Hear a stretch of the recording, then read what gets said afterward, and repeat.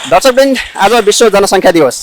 यसै सन्दर्भ पारेर लोकदृष्टि टाइमलाइनमा आज नेपालको समग्र जनसङ्ख्याको विवरण यहाँसम्म प्रस्तुत गर्ने जमर्कोका साथ केन्द्रीय तथ्याङ्क विभागमा आइपुगेको छु। आउनुहोस् विभागका निर्देशक तीर्थराज चौलागाईसँग कुराकानी गरौँ। यहाँलाई लोकपथ टिभीको लोकदृष्टि कार्यक्रममा स्वागत छ। धन्यवाद। अब कोरोना भाइरसको महामारी चलिरहेको छ, त्यसले गर्दाखेरि चाहिँ हाम्रो राष्ट्रिय जनगणना पनि रोकिएको अवस्था छ। अब चाहिँ कहिलेबाट सुरु हुन्छ, तयारी के भइरहेछ? हाम्रो असाढ 8 गते हाम्रो चाहिँ जनगणना दिवस मनाउने चाहिँ थियो, हाम्रो चाहिँ लक्ष्य त्यही थियो।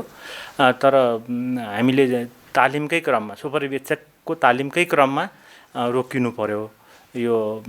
त्यसले गर्दाखेरि अब अर्को तिथिमितिलाई चाहिँ अब हामीलाई कति गाह्रो भएको छ भनेदेखि केन्द्रीय तथ्याङ्क विभागले सञ्चालन गर्छ, राष्ट्रिय योजना आयोगमा सचिवालय छ हाम्रो, त्यसपछि यसको निर्देशक समितिले पास गरिसकेपछि बल्ल क्याबिनेटमा जान्छ। त्यसले गर्दाखेरि लामो प्रक्रिया छ। हामीले आफैले भन्ने बित्तिकै गरिहालौँ भन्ने छैन अवस्था, होइन? त्यसले गर्दाखेरि हामी के गर्दैछौँ भनेदेखि इन्टरनल चाहिँ कतिखेर गर्दाखेरि चाहिँ ठिक होला भनेर छलफलमा छौँ, आन्तरिक छलफलमा छौँ। अब हाम्रा चाहिँ 77 जिल्लामै जनगणना कार्यालय स्थापना भइसकेको बेला छ, होइन? त्यसले गर्दाखेरि हामीले उहाँहरूसँग पनि फिडब्याक लिएर हामीले चाहिँ केही चाहिँ कसरी जान सकिन्छ भन्ने गरेका छौँ। फेरि बर्खाको समय छ, तराई हाम्रो पपुलेसन अलिकति तराईतिरै जनसङ्ख्या धेरै पनि भएको, होइन, देखिन्छ, रेकर्डहरूले त्यो देखाउँछ। र त्यहीँनिर चाहिँ पानीको डुबान र हरेक चिज अवस्था छ। कति ठाउँमा चाहिँ पुल भत्किएका र बाटाहरू उभाएका छन्, अवस्था छन्। त्यसका बावजुद पनि हामीले जनगणना चाहिँ गर्नुपर्ने भएको छ, त्यस्तो छ अवस्था। अब महामारी फेरि अलिक कम भए जस्तो मात्रै देखेको हो, होइन? महामारीको पनि छँदैछ त्रास अझै। त्यही हुनाले सूचना दिने र सूचना सोध्ने भनौँ न, लिने बिच चाहिँ त्रासको वातावरण अझै बाँकी नै छ। त्यही हुनाले हामीले यसै भनेर निर्णय गरिसकेको चाहिँ छैनौँ, तर हामीले होमवर्क चाहिँ गर्दैछौँ। एउटा चाहिँ असोजको हाराहारीमा गर्ने भन्नेमा, होइन? त्यसरी चाहिँ नभए त्यो भएन भने अब कता जान सकिन्छ, कति चाँडो चाहिँ तिथिमिति तय गर्ने, त्यसमा लागेका छौँ हामी। सुरुवाती जनगणनाको तरिका, विधि, जुन शैली र अहिले हामीले गर्न खोजेको, अपनाउन खोजेको तरिका र शैली, विधिमा चाहिँ के कति भिन्नता छ, उस्तै छ कि अथवा फरक छ कि के छ सर? विभिन्न तरिकाहरू चाहिँ निक्लिँदै जान्छन् र आवश्यकताले निकाल्ने हो यो कुराहरू। त्यसले गर्दाखेरि आवश्यकता पनि बढ्दै गयो अनि तरिका पनि अलिकति केही बदलिएका चाहिँ छन्। सुरुका जनगणनाहरूमा चाहिँ मिलिटरी प्रयोजनको लागि कति मान्छे छ, के छ, कहाँ खाद्यान्न पुर्याउने, त्यस्तो अवस्थामा थियो। हेड काउन्टको रूपमा भनौँ न मात्रै थियो भनेदेखि थोरै प्रश्न लिएर चाहिँ जाने चलन थियो। जनना मर्दना भनेर प्रश्न पनि त्यसरी सोधिएको थियो। तर अहिले चाहिँ अब हामी कहाँ पपुलेसन रजिस्टर चाहिँ गर्ने चलन छैन। नभएकोले गर्दाखेरि के हुन्छ भने जनगणनाकै रिजल्ट चाहिँ कुर्नु परेको अवस्था छ प्रत्येक ठाउँमा। त्यो छ। फेरि संवैधानिक आयोगहरूमा पनि के भनेदेखि जनगणनाकै चाहिँ रिजल्ट अनुसार चाहिँ यसरी जाने भन्ने कतिवटा कुराहरूमा उल्लेख छ। त्यसले गर्दाखेरि पनि यसमा बढी प्रेसर भएको हो। संविधानमै पनि उल्लेख छ, होइन? हाम्रो चाहिँ सांसद सङ्ख्याहरू निर्धारणमा र सिटहरू निर्धारणमा पनि यसको चाहिँ भएकोले, त्यसको अर्थपूर्ण व्याख्या भएकोले गर्दाखेरि यसको चाहिँ बढी चासो हो। र कस्तो छ भनेदेखि पहिले हामीले चाहिँ हेड काउन्टकै रूपमा मात्रै लिएको हो, सुरु भएको हो। अहिले आएर चाहिँ अब यो सेक्टरको स्वास्थ्यको पनि चाहियो डेटाहरू, डिटेल, अपाङ्गको पनि डिटेल चाहियो, चाहिँ तेस्रो लिङ्गीको पनि डिटेल चाहियो, होइन? यो चाहिँ के भनेदेखि उद्योग व्यापारको पनि यसैबाट चाहियो। भनेको आर्थिक सामाजिक वातावरण लगायत जनसङ्ख्या डेमोग्राफिक इन्फर्मेसनहरू पनि यसैबाट चाहिएकोले यसका प्रश्नहरू पनि हामी कहाँ सबभन्दा ठुलो भनौँ संसारकै सबभन्दा लामो प्रश्नावली जस्तो भएको छ। त्यसले गर्दाखेरि बृहत समेटिएको छ यसमा, यस्तो अवस्था छ। भनेको त्यसले गर्दाखेरि विधि पनि अलिकति चाहिँ हामीले युएनले नै दिएको हाम्रो नेपालको हाम्रो तथ्याङ्क ऐन छ, 2015 त्यो अनुसार त्यसले गाइड गरे अनुसार नै हामी त्यसरी अगाडि बढेका हौँ। जनगणनाको लागि चाहिँ सर्वेयरहरू कतै खटाइराख्नु भएको छ, प्रक्रिया के छ होइन, अनि यसलाई अलिकति डिटेलमा बताइदिनुहोस् न। केही कर्मचारी र अधिकांश शिक्षकहरू हामीले प्रयोग गर्थ्यौँ। यसपालि चाहिँ हामीले के गरेका छौँ भनेदेखि नयाँ नै रिक्रुट गरेका छौँ, भर्ना गरेका छौँ। जस्तो सुपरिवेक्षकहरू नयाँ नै हामीले नियुक्ति गरेर हामीले तालिम दिइरहेका थियौँ। केही ठाउँमा त 6 दिन 7 दिनसम्मको तालिम पनि भइसकेको थियो लगभग। अब उहाँहरू चाहिँ सूचीकरणको लागि जाने बेला भएको थियो। केही ठाउँमा चाहिँ भर्खर थाल्दै हुनुहुन्थ्यो, 2-3 दिन भएको थियो तालिम दिएको, त्यस्तो अवस्था थियो होइन। कस्तो छ भनेदेखि अब उहाँहरू एउटा भयो। अर्को चाहिँ हामीले के भनेदेखि गणकहरू चाहिँ हामीले चाहिँ 8,000को हाराहारीमा सुपरिवेक्षक परिचालन गरेको छौँ, तालिम दिएको थियौँ अस्ति। त्यस्तै गणक चाहिँ 39,000को हाराहारीमा हामीले गरेको छौँ। त्यो बाहेक हाम्रा व्यवस्थापनका अफिस सञ्चालकहरू पहिले नै हामीले चाहिँ अफिस खोल्न त मान्छे पठाइसकेका थियौँ नि त, त्यो पनि थियो। भनेपछि त्यसले गर्दाखेरि ठुलो मास हो यो वास्तवमा। यो चाहिँ वडामा गएर घर घरमा गएर मतलब परिवारमा गएर चाहिँ सूचना लिने हो।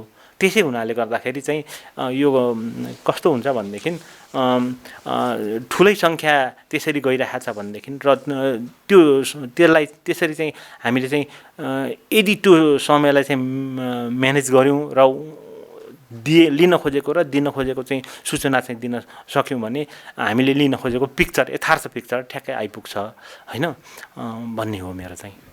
जनगणनाको तयारीमा हुनुहुन्छ होइन, जस्तो फिल्डमा खटिने कर्मचारीहरू, सर्वेयरहरू अनि र आम सर्वसाधारणलाई एउटा मेसेज दिनु पर्यो भने चाहिँ के भन्न चाहनुहुन्छ? वास्तवमा महत्त्वपूर्ण भूमिकाहरू चाहिँ कस्तो हुन्छ भनेदेखि गणकको हुन्छ र उत्तरदाताको हुन्छ। उहाँहरूले आफ्नो उत्तरदाताहरूले चाहिँ आफ्नो ठाउँको विकासको लागि आफ्नो कहाँ के कस्तो अवस्थामा छ त्यो यथार्थ चाहिँ जस्तो जे छ त्यही बताइदिनु भयो भने सबभन्दा ठुलो दायित्व उहाँहरूको त्यो हो। राष्ट्रको लागि ठुलो दायित्व हो त्यो। भोलिका दिनमा योजनाहरू बनाउँदाखेरि, कार्यक्रम लैजाँदाखेरि पनि ठ्याक्क त्यो कार्यक्रमले मूर्त रूप लिन्छ। त्यसो भएपछि उहाँहरूलाई मेरो चाहिँ यसरी चाहिँ यथार्थ चाहिँ सूचना दिएर उहाँहरूलाई सहयोग गर्नुहोला भन्ने हो। गणकको चाहिँ के भनेदेखि जे उहाँहरूले भन्नुहुन्छ यथार्थ कुराहरू त्यो सही ठाउँमा टिपिदिनु पर्यो। त्यही नै उहाँहरूको चाहिँ ठुलो दायित्व हो वास्तवमा। यदि उहाँहरूले निभाइदिनु भयो भने हाम्रो वास्तवमा एउटा सानो ठाउँको हामीले स्थानीय नै भर्खरका चाहिँ 10+2 पास गरेका मान्छेहरू चाहिँ हामीले चाहिँ यसपालि गणकमा भर्ना गरेको छौँ। उहाँहरूले चाहिँ त्यो कुरो चाहिँ बुझिदिनु भयो भने भोलिको चाहिँ भनौँ न विकासको चाहिँ क्रम त्यसले गति लिन्छ, योजनाहरूले मूर्त रूप लिन्छ। यही नै हो मेरो। त्यही सबैलाई त्यसरी नै सहयोग गरिदिनु हुन भन्ने मैले आग्रह गर्छु। जस्तो कतिपयको मेन्टालिटी चाहिँ के हुन्छ भने मैले यो भनेर मेरो दिएर मैले के पाउने हो र होइन, मैले त के पनि पाउनु छैन, म मेरो बेकारमा टाइम किन लस गर्ने हो र भन्ने खालको जुन अलिकति नेगेटिभ सोच्ने मान्छेहरू हुन्छन् नि, अब उहाँहरूले त्यो डेटा दिएन भने चाहिँ मुलुकलाई अनि उहाँ आफै व्यक्तिलाई चाहिँ के कस्तो खालको त्यो असर चाहिँ के पर्छ त्यो पनि अलिकति बताइदिनु भयो भने उहाँहरूलाई मोटिभेट हुन्छ कि यो डेटा यथार्थ डेटा ल्याउनको लागि। वास्तवमा उहाँहरूलाई चाहिँ के भनेदेखि यो तथ्याङ्क भनेको कसैको पेवा होइन। यो कस्तो हो भनेदेखि राष्ट्रको सम्पत्ति हो, यो सार्वजनिक सम्पत्ति हो क्या। तथ्याङ्क भनेको सार्वजनिक सम्पत्ति हो भनेपछि यो के को लागि प्रयोग गरिन्छ? सामूहिक विकासको लागि प्रयोग गर्ने हो। व्यक्तिगत जीवनमा केही नहोला त्यहाँ होइन, तर सामूहिक विकासको लागि धारा, कुलो, खानेपानी, सडक लैजान त उहाँले पनि प्रयोग गर्नुहुन्छ नि। त्यो त हो। यो कुरो चाहिँ हामीले ट्रेनिङमा पनि बुझाउँछौँ। चाहिँ यसरी फर्म भर्ने, यहाँ यसरी गर्ने, यसरी जाने, पोलाइटली जाने भनेर हामीले चाहिँ भन्छौँ। एप्रोचमा पनि भर पर्छ। एप्रोच चाहिँ राम्ररी गरिदिनु भने उहाँहरूले चाहिँ वास्तवमा चाहिँ ननुहुने को हुन्छ र होइन, चाहिँ फल लागेको चाहिँ रुखको हाँगो झुक्छ भने जस्तै त्यो दिनुहुन्छ। खोइ अहिलेसम्म यस्तो अप्ठ्यारो त नपर्ला जस्तो लाग्छ मलाई चाहिँ। अब जस्तो तथ्याङ्क विभागले चाहिँ जनगणना मात्रै गर्छ कि 10 वर्षमा एकचोटि, बिचबिचमा अरू सर्वेक्षणहरू पनि के कस्ता सर्वेक्षणहरू पनि गर्दै आएको छ? धन्यवाद, राम्रो क्वेसन गर्नुभयो। वास्तवमा जनगणना 10 वर्षमा एकपल्ट गर्छ। जनगणना बाहेक हामीले दुईवटा हाम्रो जुनसुकै तथ्याङ्क पनि लिने 3वटा विधि छ। एउटा चाहिँ के हो भनेदेखि जस्तो एडमिनिस्ट्रेटिभ रेकर्डबाट चाहिँ काम गर्दाखेरि जे रेकर्ड निक्लियो त्यही रेकर्ड प्रयोग गर्ने त्यो विधि छ। एउटा एडमिनिस्ट्रेटिभ रेकर्ड युज गर्ने, एउटा पपुलेसन सेन्सस लिने, सेन्सस गर्ने विधि छ। अर्को छ हाम्रो सर्वे गर्ने। तीन तरिकाले लिइन्छ, वर्ल्ड वाइड नै त्यसरी लिइन्छ संसारभरि। अब जनसङ्ख्या भनौँ न, जनसङ्ख्यै त्यसको कुनै चिजको तोकिएको चिजको जनसङ्ख्या टोटल गणना गर्ने भनेको हाम्रो चाहिँ हामीले पपुलेसन सेन्सस जनगणना एउटा, अर्को कृषि राष्ट्रिय कृषि गणना भन्छौँ त्यो, अर्को औद्योगिक गणना, यस्ता कुराहरूमा चाहिँ हामीले चाहिँ जनगणनै गर्ने गरेको छौँ। अहिलेसम्म हाम्रो इतिहासमा लामो इतिहास छ, त्यो औद्योगिक गणना पनि लामो इतिहास छ हाम्रो। 2022 सालदेखि हामीले गरेको 5 वर्षमा गरिरहेका छौँ। जनगणना र कृषि गणना 10 वर्षमा गर्छौँ हामी। र कस्तो छ भनेदेखि अरू त्यो बाहेक हामीले नेपाल लिभिङ स्ट्यान्डर्ड सर्वे गरेका छौँ, जो वर्ल्ड वाइड राम्रोमा गनिएको छ। संसारभरि हाम्रो डेटाहरू चाहिँ हार्वर्ड युनिभर्सिटीदेखि लिएर धेरै संसारका धेरैवटा युनिभर्सिटीमा हाम्रो डेटामा रिसर्च भइरहेको छ। हाम्रो डेटा हामीले बरु कम प्रयोग गऱ्यौँ, बाहिरले धेरै चाहिँ प्रयोग गर्छन् यो डेटा। त्यस्तो छ नेपाल लिभिङ स्ट्यान्डर्ड सर्वे हामीले 3वटा गरिसकेका छौँ। चौथो गर्ने क्रममा फिल्डमा मान्छे थिए, अनि त्यसपछि रोकिनु परेको हो। गएको चैत होइन, अझ अघिल्लो चैतमा चाहिँ हामीले फर्काउनु परेको उहाँहरूलाई फिल्डबाट, त्यो पनि गर्न बाँकी छ। अर्को Nepal multiple indicator cluster survey NMICS भन्ने छ, त्यो हामी गर्छौँ। त्यस्तै हामीले चाहिँ थुप्रै सर्वे, हाम्रो नेसनल अकाउन्ट्सको इस्टिमेट यहीँबाट हुन्छ, अन्तबाट कहीँबाट पनि हुँदैन। यहाँबाट चाहिँ तथ्याङ्क नेसनल अकाउन्ट्सको इस्टिमेटहरू जिडिपीहरू सबै हाम्रो चाहिँ यहीँबाट गर्ने हो। त्यसको लागि कुन डेटा चाहिन्छ भन्ने नै छैन, भए जति सबै चाहिने ठाउँ हो, त्यहाँ हो, प्रयोग त्यहाँ हुन्छ, त्यसरी प्रयोग हुन्छ। त्यसै हुनाले गर्दाखेरि हामीले यो बाहेक ठुल्ठुला सर्वेहरू, औद्योगिक सर्वेक्षण पनि गरेका छौँ, त्यस्तै विभिन्न सर्वेहरू चाहिँ हामी गरिरहेका छौँ। कहिले होटलको गर्छौँ, कहिले चाहिँ यो चाहिँ टुरिज्म लाइनका गर्छौँ, कहिले चाहिँ यो कपाल काट्नेका पनि सर्वे गर्छौँ। यस्ता सर्वेहरू सानो स्टडीहरू पनि थुप्रै नै गरिरहेका हुन्छौँ हामीले, सानो त्यस्तो छ। नेपाल जस्तो भौगोलिक अवस्था भएको देश होइन, अनि चेतनाको लेभल पनि त्यही अनुसार छ। यस्तो देशमा चाहिँ सर्वे गर्दाखेरि के कस्तो खालको समस्याहरू चाहिँ यहाँहरूले बेहोर्नु परिरहेको छ भनौँ न? एकजना सर्वेयरले चाहिँ के कस्तो खालको समस्याहरू भोग्नु परेको छ, त्यो समाधान गर्नको लागि चाहिँ के भयो भने चाहिँ त्यो समाधान हुनसक्छ? वास्तवमा हामीले विधिहरू पनि हामीले चाहिँ नयाँ आएका विधिहरू पनि अपनाउँदै गयौँ भने यस्ता यी चाहिँ जुन भौगोलिक कठिनाइका कारण समयमै चाहिँ जुन चिज लिन पाइराखेको छैन, त्यो चिज पनि लिन सकिन्छ होइन। जस्तो अब पहिले विद्युत पुगेको थिएन, टेलिफोन यो चाहिँ पहिले टेलिफोन विद्युत पुगेको थिएन होइन। त्यो अवस्थामा चाहिँ रेडियो मान्छेले ब्याट्रीबाट सुन्थे। अहिले रेडियोको प्रयोग कम भएको छ, टिभी पुगेकोले रहेछ। यो हामीले यो चाहिँ यहाँ स्टडी गर्दाखेरि यसो देखिन्छ, डेटाहरूले हाम्रो देखाउँछ। टिभी पुगेको कारणले टिभी नै हेर्ने, भिजुअलै हेर्न खोज्दो रहेछन्। त्यस हुनाले गर्दाखेरि वास्तवमा विधिहरू अब टिभी पुग्नुको अर्थ के भने त्यहाँनिर चाहिँ विद्युत पनि पुग्यो है भन्ने कुरा पनि आउँदो रहेछ क्या। त्यसले गर्दाखेरि त्यो चाहिँ अब त्यसरी विद्युत पुगेको, इन्टरनेट पुगेको ठाउँमा हामीले अरू विधिहरू चाहिँ ट्याब मार्फतबाट होइन, अरू विधिबाट ट्रेनिङ दिएर पनि लिनुपर्ने हुनसक्छ जस्तो लाग्छ मलाई। यो विधिहरू हामीले सर्वेका विधिहरू चाहिँ प्रयोग गर्नुपर्ने हुन्छ। कस्ता खालका पनि छन् केही भनेदेखि सेटेलाइट इमेज लिएर पनि गर्ने छन्, त्यतिसम्म हामी त नपुग्ला। तर पनि के भनेदेखि सर्टेन विधिहरू यस्ताहरू आएका छन् कि त्यो चाहिँ हामीले चाहिँ नयाँ टेक्नोलोजी एडप्ट नगरेको कारणले गर्दाखेरि हामी अलिकति के भनेदेखि ल्याकमा छौँ त्यसलाई चाहिँ अलिकति इन्भेस्टमेन्ट पनि अलिकति चाहिन्छ बढी नै। जस्तो यही जनगणनामा पनि हामीले 3वटा विधि प्रयोग गर्न खोजिरहेका छौँ र केही सर्वेहरू हामीले के गर्यौँ भनेदेखि ट्याबको प्रयोग गरेर गयौँ, तुरुन्त रिजल्ट पनि आउँछ। त्यो पनि गरिसकेका छौँ। भूकम्पको बेलामा पनि हामीले ट्याब प्रयोग गरेको थियौँ, त्यसरी रिजल्ट चाहिँ छोटो समयमा आएछ। तर कस्तो भनेदेखि त्यो साधन चाहिँ बिग्रियो भन्ने ठाउँमा अनि त्यहाँ चाहिँ अप्ठ्यारो हुँदो रहेछ। त्यसलाई रिप्लेसमेन्ट गर्ने, त्यसलाई गर्ने त्यो सबभन्दा जटिल प्रक्रिया त्यहाँ देखियो। त्यसले गर्दाखेरि हामीले चाहिँ पपुलेसन जस्तोमा थोरै समयमा लिने, 15 दिनमा लिइसक्छौँ हामी सबै। त्यसले गर्दाखेरि यसमा चाहिँ बाहिर चाहिँ सकिँदैन कि भनेर हामीले आँट नगरेको मात्रै हो। फेरि बर्खाको सिजन छ होइन, त्यसले गर्दाखेरि पनि हाम्रो अप्ठ्यारो भएको हो। तर कस्तो भनेदेखि हामीले काठमाडौँ महानगरपालिका चाहिँ ट्याबको मार्फतबाट काठमाडौँ भ्यालीमा चाहिँ ट्याब प्रयोग गरेर लिने भनेको छौँ। र विदेश स्थित कुटनीतिक नियोगहरूमा जति छन् नि हाम्रा, त्यसमा चाहिँ ई सेन्सस मार्फतबाट लिने भनेर हामीले त्यो टेक्निक पनि अहिले यही सेन्ससमा पनि प्रयोग गर्न लागेका छौँ। त्यस्तै अरूमा चाहिँ नेपालभरि चाहिँ पेपर बेस गर्न लागिरहेका छौँ। 3वटा विधि त अहिले नै प्रयोग गरिरहेका छौँ। अब जस्तो आजको दिनमा ठ्याक्कै आजको दिनमा चाहिँ अनुमानित नेपालको जनसङ्ख्या चाहिँ कति होला त्यो क्यालकुलेसन गर्न मिल्छ जहाँसम्म लाग्छ होइन?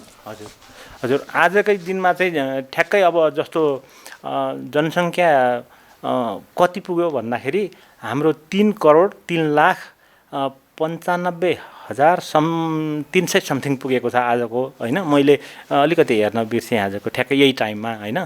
यो चाहिँ हाम्रो चाहिँ समयअनुसार बदलिरहेको छ, किनकि एउटा सर्टेन हामीले चाहिँ के भनेदेखि त्यसमा बर्थले थपिन्छ, जन्मले थपियो, मृत्युले घट्यो, बसाइसराईले के गर्यो भनेदेखि बसाइसराई चाहिँ त्यहाँको जानेभन्दा आउने धेर भयो भने थपियो। त्यसले गर्दाखेरि त्यो नेट बसाइसराई कति छ त्यो त्यो त्यो पनि हामी जोड्छौँ, मतलब जाने आउनेको डिफरेन्स पनि जोड्छौँ। यो चाहिँ हुन त क्षणमै चेन्ज हुन्छ, एउटा सानो क्षणमै चेन्ज हुन्छ, क्षणमै पनि चेन्ज हुन्छ। तर हामीले यहाँ हाम्रो वेबसाइटमा अपलोड गर्दाखेरि चाहिँ के गरेका छौँ भने कि दिनभरिको एकपटक चाहिँ दिनभरि आएकोलाई जम्मा गरेर एकपटक चाहिँ रिफ्लेक्ट गराइ भनेर हामीले त्यसरी राखेका छौँ। जस्तो जन्मदर, मृत्युदर र बसाइसराईको दर पनि डेलीमा निकाल्न मिल्छ होला, त्यो चाहिँ कति कति हुन्छ? त्यो डेलीमा त्यसरी चाहिँ निकाल्ने गरेको छन चाहिँ हुन चाहिँ हुन्छ, किनकि त्यो त तत्काल एउटा जन्मिने बित्तिकै पनि रेट त फरक पर्यो नि, वा एउटा घट्ने बित्तिकै पनि रेट त फरक पर्यो नि। त्यसले गर्दाखेरि त्यो चाहिँ कम्प्लिकेटेड हुने भयो। त्यसै हुनाले गर्दाखेरि हामीले यो समयको भनेर निकाल्छौँ, एउटा पोइन्ट अफ टाइममा निकाल्छौँ त्यो चिजहरू जहिले पनि। अहिले पछिल्लो अपडेट यहाँहरूले पाउनुभएको अपडेट अनुसार चाहिँ कुन प्रदेशको जनसङ्ख्या चाहिँ कति पुगेको छ, त्यसमा सकिन्छ भने महिला कति पुगेको छ, पुरुष कति पुगेको छ, त्यो पनि भनिदिनुहोस् न। अहिले तत्कालको चाहिँ फोरकास्ट हेर्ने भने त्यो पनि छ हामीसँग होइन। चाहिँ हामीले प्रोजेक्सन गरेका छौँ जनसङ्ख्या कति कहिले भनेदेखि 2011मा भनौँ न 2068मा प्रोजेक्सन गरेर हामीले चाहिँ 88सम्मको प्रोजेक्सन गरेको छौँ। भनेको 11देखि 31सम्म 2011देखि 2031सम्मको प्रोजेक्सन गरेको छ। त्यहाँ पनि कस्तो छ भनेदेखि ठिकैको दरले बढ्यो भने यति, धेरै वृद्धि भयो भने यति, थोरै वृद्धि भयो भने यति भनेर, किनभने तीनवटा भेरिएन्ट राखेर चाहिँ गरेको छ, तीन तरिकाको चल तरिकाले गरेको छ। त्यो कस्तो हुन्छ भनेदेखि 68 अनुसार चाहिँ हामीले भन्ने हो भने हाम्रो चाहिँ प्रदेशको जनसङ्ख्या चाहिँ जस्तो प्रदेश नम्बर 1 मा चाहिँ कति छ भनेदेखि 45,34,943 छ। यो चाहिँ टोटल महिला पुरुष गरेर। पुरुष भन्ने हो भने 21,66,536 छ र महिला चाहिँ 23,68,407 छ। यो प्रदेश 1 को जनसङ्ख्या हो। त्यसै गरी त्यसमा चाहिँ हाउसहोल्ड कति छ भन्नुहुन्छ भने 9,92,445 चाहिँ घर परिवार हाउसहोल्ड छ त्यहाँ। त्यसै हुनाले प्रदेश 2 को चाहिँ हामीले हेर्ने हो भने जनसङ्ख्या चाहिँ 54,04,145 छ। त्यसै गरी प्रदेश 3 को जनसङ्ख्या हेर्ने हो भने 55,29,452 छ। त्यसै गरी प्रदेश 4 को जनसङ्ख्या हेर्ने हो भने 24,03,757 छ। त्यस्तै प्रदेश 5 को चाहिँ जनसङ्ख्या हेर्ने हो भने टोटल जनसङ्ख्या हेर्ने हो भने 68 को अनुसार 44,89,272 छ। त्यसै गरी प्रदेश 6 को जनसङ्ख्या चाहिँ 15,70,418 छ। प्रदेश 7 को जनसङ्ख्या चाहिँ 25,52,517 थियो त्यतिखेर। यसमा चाहिँ कति जति बढ्यो भन्ने कि क्यालकुलेसनहरू पनि गर्नुभएको छ कि के छ? यसमा चाहिँ अब यो चाहिँ हाम्रो क्यालकुलेसन चाहिँ जिल्ला अनुसार नै क्यालकुलेसन हुन्छ। जिल्लाकै कोहीमा घटेका छन्, कोहीमा बढेका छन्।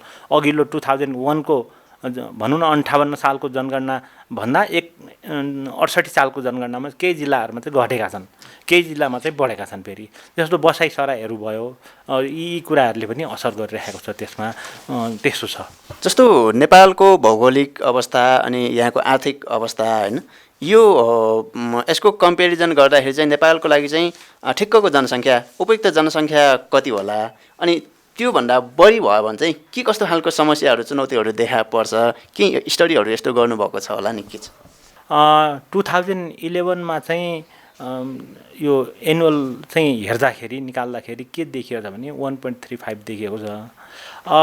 र जन्मकै हिसाबले यो हाम्रो चाहिँ विभिन्न यो सर्वेहरूले के देखाइरहेको छ भनेदेखि जस्तो अहिले पनि ल्याटेस्ट चाहिँ हामीले के भनेदेखि एउटा चाहिँ नेपाली फिगर्सहरू यस्तो निकाल्छौँ। अस्ति मात्रै पनि एउटा चाहिँ क्यालकुलेसन गरेको हाम्रो सर्वे एनमिक्सको अनुसार चाहिँ जस्तो हामी प्रतिस्थापन लेभलमा आइसकेका छौँ भनेको दुईवटा आमा बाउले दुईवटा मात्रै सरदरमा दुईवटा जन्माउने, कसैले तिनवटा जन्माउलान्, कसैले चारवटा जन्माउलान्, कसैले एउटै जन्माउलान्, कसैले नजन्माउलान् होइन।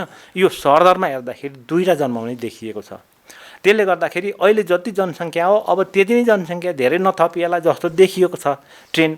अब कतिवटा विकसित देशहरूको यसो हेर्ने हो भने त उनीहरूको नेगेटिभ छ होइन। अब चाहिँ बढाउनुपर्छ भनेर चाहिँ उनीहरूले चाहिँ त्यसरी पाइला चालिरहेका छन्, इन्करेज गरिरहेका छन् होइन, त्यस्तो गरिरहेका छन् भनेपछि हामीले जनसङ्ख्या नै समस्या होला भन्ने त लाग्दैन। तर यसको व्यवस्थापन चाहिँ वास्तवमा यसको व्यवस्थापन चाहिँ सही नभएको जस्तो हामी कहाँ चाहिँ युवा धेरै छन् होइन। हामी डेमोग्राफिक डिभिडेन्डको फाइदा लिन नसकेको कन्ट्री हो भनेर भनिराख्दाखेरि ती युवाहरूलाई परिचालन गर्ने र त्यसलाई सही ठाउँमा लैजाने, तिनीहरूलाई चाहिँ तिनीहरूको क्षमताको उपयोग गर्ने होइन, तिनीहरूलाई विकास त्यसरी गर्ने भन्ने कुरा चाहिँ हामी कहाँ त्यो चाहिँ कमी देखिएको छ। त्यो चाहिँ एकदमै इम्पोर्टेन्ट चिज हो। कुनै पनि देशको विकासको लागि चाहिँ त्यो एकदमै इम्पोर्टेन्ट चिज हो। भनेको जस्तो जनसङ्ख्या आफैमा समस्या होइन, त्यसको व्यवस्थापन गर्नु चाहिँ आवश्यक छ। एकदम ठुलो राम्रो कुरो हो। नेपालमा जनसङ्ख्या व्यवस्थापनको लागि के कस्तो खालको कार्यक्रमहरू सञ्चालनमा छन् र यहाँले सुझाव दिनु पऱ्यो भने के कस्ता खालका कदमहरू कार्यक्रमहरू सञ्चालनमा ल्यायो भने चाहिँ जनसङ्ख्या व्यवस्थित रूपले जनताबाट पनि फाइदा लिन सकोस् र जनताले पनि दुःख नपाउन्, त्यो कन्डिसनको लागि चाहिँ के कस्तो खालको कामहरू गर्नुपर्छ जस्तो लाग्छ?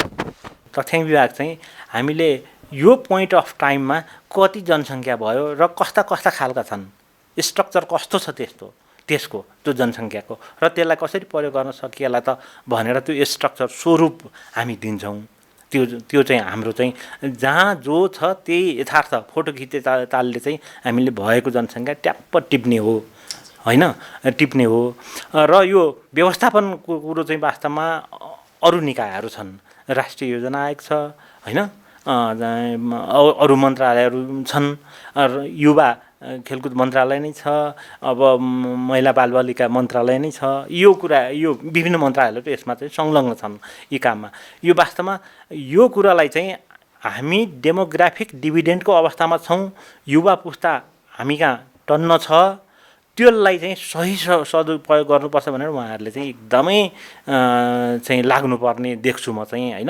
अब यसैको अध्ययन गर्ने त्रिभुवन युनिभर्सिटीमा चाहिँ एउटा चाहिँ सङ्काय पनि सङ्काय छ जनसङ्ख्या स्टडी, उहाँहरूले चाहिँ यस्तो नीति चाहिन्छ भनेर यथार्थ दिनु पर्यो। यतापट्टि जनसङ्ख्या के अरे स्वास्थ्य तथा जनसङ्ख्या मन्त्रालय छ, मन्त्रालय चाहिँ लाग्न पर्यो त्यसमा होइन।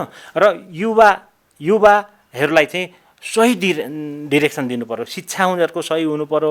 उनीहरूको अहिले मान्छे कस्तो छ भनेदेखि साधारण मान्छे खानपिन त सबैलाई चाहिन्छ नि, खानपिन त सबैले गर्नुपर्छ, के खानु हुन्छ के खानु हुँदैन थाहा पाउँदैनन्। मास्टर डिग्री गरेका छन्, कुन चिज खानुहुन्छ कुन चिज खानु हुँदैन त्यस्ता पनि थाहा पाउँदैनन्, त्यस्तो अवस्था छ। भनेपछि समस्या त अलिकति बिगरालै भएको रहेछ। कहाँ बस्ने, कहाँ उठ्ने, कसरी बोल्ने, कसलाई सम्मान गर्ने, कसलाई गर्ने भन्ने कुरै थाहा पाएनन् क्या अहिलेको भनेको त्यो अवस्थामा ल्यायो क्या। हाम्रो शिक्षामा चाहिँ सुधार गर्नै पर्ने देखिएको छ। शिक्षा लगायत यसको व्यवस्थापन ठुलो कुरो हो, त्यसमा चाहिँ म ध्यान दिनुपर्ने हुन्छ राष्ट्रले। तथ्याङ्क विभागले चाहिँ 10 वर्षको अनुमानित डेटा एनालाइसिस पनि गर्छ होइन। आगामी 10 वर्षमा चाहिँ नेपालको जनसङ्ख्या कति पुग्ला, अनि जस्तो विगतमा गरिएको जुन आङ्कलन र वास्तविकतासँग चाहिँ कतिको मेल खान्छ? हामीले 2011कै जनसङ्ख्या विक्रम सम्वत भने 2058 सालकै 68 सालकै जनगणनाबाट चाहिँ हामीले चाहिँ के गरेका छौँ, इङ्ग्लिस सम्बन्ध भन्ने भने 2031सम्मको चाहिँ फोरकास्ट गरेको छौँ होइन। र अहिले आएर चाहिँ हामीलाई एनमिक्सको रिपोर्टले के भन्दैछ भनेदेखि त्यतिखेर अलिकति बढी थियो भनौँ न 2 point something थियो, अहिले चाहिँ आएर 2 आइसकेको छ, रिप्लेसमेन्ट लेभलमा आइसकेको छ भनेदेखि त्यहाँ के देखिन्छ त भन्दाखेरि जो चाहिँ फर्टिलिटी 2मा झरेको छ भनेपछि के देखिन्छ त भन्दाखेरि फर्टिलिटी भनेको चाहिँ यो चाहिँ बच्चा कति जन्माउँछ रिप्लेसमेन्ट लेभलमा आएको भनेको 2टा आमा बाउले 2टामा चाहिँ बच्चा जन्माउने अवस्था देखिएको छ क्या त्यो हेर्दाखेरि के देखिन्छ त भन्दाखेरि अब चाहिँ योभन्दा अघिल्लो पल्टभन्दा अलिक कमको दरले बढ्ला त्यो जुन हामीले 2031मा जति हामीले इस्टिमेट गरेको छ म तपाईँलाई इस्टिमेट दिन्छु अहिले फोटोकपी दिन्छु त्यसमा इस्टिमेट गरेको भन्दा अलिकति कम हुन्छ कि भन्ने भेरिएन्टहरूले देखाएको छ अहिले चाहिँ त्यस्तो देखिन्छ 10 वर्षमा चाहिँ कति पुग्छ भन्ने चाहिँ होला नि सर होइन 2031मा वा 2088मा चाहिँ 3,35,97,032 पुग्ने देखिन्छ त्यो एउटा पोइन्ट अफ टाइम त्यो चाहिँ असाढ 8को हाराहारीमा है यो चाहिँ त्यतिखेरको 88 को असाढ 8 को हाराहारीमा यो चाहिँ योभन्दा अलिकति कम हुनसक्छ अब किन भेरिएन्टहरूले त्यस्तो देखाएको छ सर्वेहरू आउँदै गएपछि अब मान्छेको मेन्टालिटी चेन्ज हुन्छ बच्चा जन्माएर झन्झट किन गर्ने भन्ने पनि कति होला ठुलो पर्यो त्यति यी फेरि बाहिरको पनि असर पर्छ विभिन्न देशमा हेर्छन् होइन त्यो पनि असर पर्छ त्यसले गर्दाखेरि योभन्दा चाहिँ अलिकति कम हुन्छ कि वा यही हाराहारीमा होला भन्ने लागेको छ हामीलाई नेपालको जन्मदर मृत्युदर र बसाइसराईको दरलाई चाहिँ एनालाइसिस गर्नु पर्यो भने अहिलेको कन्डिसन चाहिँ के छ सर नेपालको जन्मदर मृत्युदर बसाइसराईको दरलाई चाहिँ विश्लेषण गर्ने हो भने वास्तवमा जन्मदर हाम्रो पहिली कस्तो थियो भने धेरै जन्मिने धेरै मर्ने थियो यो डेमोग्राफिक स्टेज भन्छ क्या डेभलपमेन्टको स्टेजहरू हुन्छ 3-4वटा स्टेजहरू छ होइन त्यो चाहिँ 4-5वटा स्टेज छ त्यसमा चाहिँ कस्तो देखिन्छ भने त्यतिखेर अलिक अगाडि नै 2018मै हेर्ने 2018 भनेको 2018 सालमै हेर्ने हो भने पनि धेरै जन्मेका जस्तो 40-42 भन्दा पनि बढी अब 45सम्म जन्मेका र फेरि मर्ने पनि 27-28 मर्ने क्या प्रति हजारमा चाहिँ प्रति हजार मर्ने त्यस्तो चाहिँ देखिएको थियो अहिले त्यस्तो छैन अहिलेको हटेर त धेरै छ मर्ने त अहिले कति आएको छ भनेदेखि यही हाम्रो एनमिक्सको 2019को चाहिँ सर्वे अनुसार कति 7 पोइन्ट समथिङ आइसकेको छ 7.3 जस्तोमा आइसकेको झरिसकेको छ जन्मिने चाहिँ अलिकति छ माथि 20-21 को हाराहारीमा छ जस्तो लागेको छ मसँग त्यहाँ रिपोर्टै छ त्यो होइन त्यति छ भनेपछि कस्तो देखिन्छ भनेदेखि अब अहिले चाहिँ स्टेज चाहिँ अब हामी चाहिँ अगाडि बढिसक्यौँ स्टेज 2-3 को उसमा चाहिँ हामी छौँ जस्तो लाग्छ यो भनेको चाहिँ के भनेदेखि हस्पिटलहरू पनि भए होइन मान्छेहरूलाई चाहिँ अलिक अवेर पनि भए कसरी चाहिँ सुरक्षित गर्नुपर्छ कुन अवस्थामा गर्भवती कुन अवस्थामा सुरक्षित गऱ्यो भने आमा बच्चा दुइटै बच्छन् भन्ने त्यो अवस्थाहरूले थाहा पाएर चाहिँ त्यो गरेको अलिकति डेभलपको अगाडि चाहिँ डेभलप चाहिँ भएको छ जन्मदर मृत्युदर यो सँगसँगै यो जान्छ यो जन्मदाखेरि मर्ने धेरै थिए बच्चा 1 वर्ष नपुग्दै मर्ने त्यस्ता अवस्था थिए 5 वर्ष नपुग्दै धेरैको डेथ हुन्थ्यो अहिले त्यो अवस्था छैन अहिले जति जन्मियो नि थोरै लस हुन्छन् नभए त अरू गइ नै हाल्छन् जन्मदरमा त्यस्तो छ भनेपछि जुन जन्मदरको ट्रेन्ड छ त्यो एकदम राम्रो नै देखिएको छ र हामी मृत्युदरको पनि रिडक्सन भएको छ जस्तो चाहिँ लाइफ एक्सपेक्टेन्सी बढेको छ मान्छेको 58मा चाहिँ हाम्रो चाहिँ 60 को हाराहारीमा थियो भनेदेखि अहिले 66 समथिङ 66.6 68ले देखायो 58ले 60 देखायो 68ले चाहिँ 68को जनगणनाले चाहिँ 66.6 देखायो अहिलेको अझ बढेको होला जस्तो लाग्छ आयु सरदर आयु चाहिँ मान्छेको बढेको छ भनेपछि जन्म मृत्यु घटेको जन्म ठिकै रहेको त्यो पनि ठिक्क ब्यालेन्समा जति जन्माएको त्यति धेरै बचेका अवस्थाको पनि छ बसाइसराई चाहिँ कस्तो देखिएको छ भनेदेखि बसाइसराई चाहिँ अब हामी चाहिँ अलिकति सुविधा भए ठाउँमा बच्चा-बच्ची पढाउन ठाउँमा पानी बिजुली सबै भए ठाउँमा मान्छे आउने सर्ने त्यस्तो देखिएको छ अलिकति तराईतिर भनौँ न वा यो भाबार प्रदेशतिर अलिकति प्रेसर देखिएको छ होइन त्यस्तो चाहिँ देखिएको छ इन्टरनल नै बसाइ कति ठाउँमा त यहाँ देखिएको छ क्या धेरै नै त्यस्तो छ यो अब जनगणनाको यदि रिजल्ट आएको भए ठ्याक्कै थाहा हुन्थ्यो अलिकति सेनारियो होइन अब अहिले हामी कस्तोमा अवस्थामा छौँ भने पहिले हामी डेभलपमेन्ट रिजनको हिसाबले इकोलोजिकल बेल्टको हिसाबले गरेका थियौँ। अहिले चाहिँ अब प्रोभिन्स र ऊ आउँदाखेरि अलिकति त्यो मिलाउँदाखेरि चाहिँ कस्तो भएको छ भनेदेखि त्यो अब नयाँ रिजल्टले चाहिँ भेरिफाई गर्ला भन्ने लागिरहेको छ क्या, त्यस्तो छ। नेपालमा चाहिँ 1 घन्टामा कति बच्चा जन्मिँदो रहेछ अथवा 24 घन्टामा एक दिनमा कति बच्चा जन्मिँदो रहेछ भन्ने खालको इन्ट्रेस्टिङ धेरैलाई जिज्ञासा लाग्छ कि यसको चाहिँ डेटाहरू यहाँले राख्नु भएको छ कि के छ यसको? 1 घन्टाकै नभनौँ, 1 दिनको कुरा गरौँ न। जस्तो 1 दिनमा चाहिँ कस्तो छ भनेदेखि हामी कहाँ अहिले चाहिँ 68को दरको अनुसार चाहिँ त्यही दर अनुसारले त्यहाँ 68मा जस्तो मृत्यु जन्म थियो त्यही दर कायम रहने हो भने चाहिँ 1 दिनमा चाहिँ कस्तो भनेदेखि 1050देखि 1100को हाराहारीमा मान्छे थपिएका छन् टोटल। भनेको जन्मिने, मर्ने र बसाइ सरेर आउने भनेको त्यो ठ्याक्कै मतलब नेपालमा त अब बसाइ सरेरलाई 0 नै मान्नु पर्यो। त्यतिखेर त नेपालभरिको कुरा गरेको हो यो। त्यसले गर्दाखेरि के भनेदेखि जन्म र मृत्युको डिफरेन्स गरेर थपिँदाखेरि मान्छे थपिने नै देखियो कि 1100को हाराहारीमा थपियो। जन्म मात्रै नभनौँ, 1100को हाराहारीमा थपिएको छ। तर 24 घन्टामै। तर यो सबै क्यालकुलेसन गर्ने भने 1 सेकेन्डको पनि निक्लिन्छ। सेकेन्डमा कति थपियो कति ऊ पनि निक्लिन्छ। तर त्यसको अर्थ फेरि अलिक हुँदैन। त्यो हुनाले गर्दाखेरि हामी सरदरमा त्यसरी राखेका 1 दिनमा चाहिँ थपिन्छ। हस्, हामीलाई समय दिनुभयो, यहाँलाई धेरै धेरै धन्यवाद। तपाईँहरूलाई पनि धेरै धेरै धन्यवाद। यहाँ आएर चाहिँ यो महामारीको उसमा बिचमा पनि आएर चाहिँ कार्यकक्षमै आएर स्थलमै कहाँ के काम गर्दाखेरि कसरी काम गर्नु भएको छ भन्ने यहीँ थलोमै आएर चाहिँ यथार्थ सूचना लिनुभयो। तपाईँहरूलाई धेरै धेरै धन्यवाद।